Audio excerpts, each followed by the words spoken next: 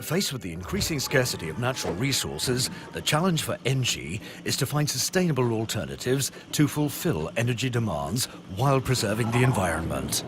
One territory appears to be highly promising: our seas and oceans. Wind power, tidal energy and geothermal energy. Here is a close-up on these new renewable marine energy sources. The first resource is sea wind. Wind turbines installed out at sea produce electricity. Their masts are higher than on land. With equal wind power, offshore wind turbines produce up to twice as much energy as onshore turbines. To launch this major adventure, ENGIE formed a group of leading players in offshore wind parks, EPDPR and REN Marine, for installing wind parks off the coast of Tréport and the islands of Yeu and Noirmoutier. Using Areva's 8-megawatt wind turbine, the number of turbines has been reduced by 40%. As a result, 62 turbines will be installed on each of the two sites, producing almost 500 megawatts per site. The facility respects both the landscape and the environment.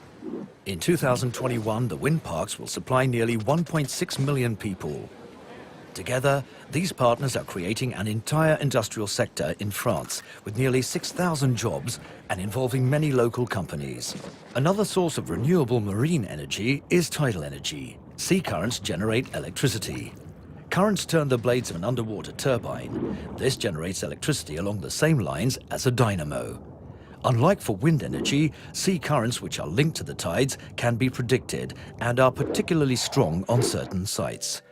In France, two areas are advantageous: Alderney Race to the west of Pointe du Cotentin and Fromveux Passage near the island of Ushant. These areas feature the most powerful currents in France.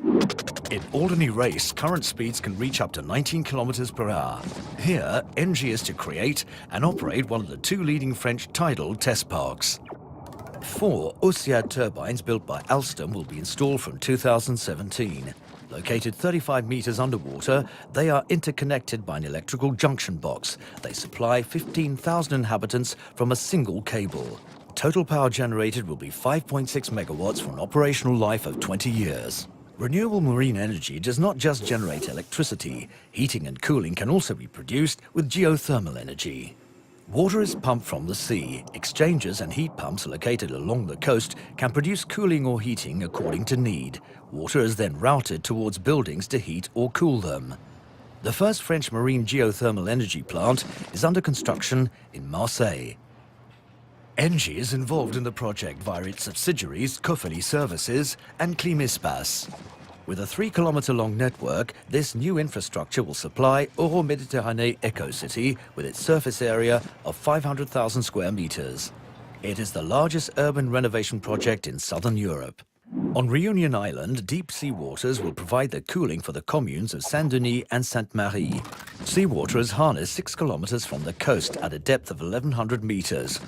50 sites, including the airport, hospital and university, will be connected to this network. These projects illustrate the potential of the sea as an energy source in France and all over the world. 40% of people live less than 100 kilometers from the sea.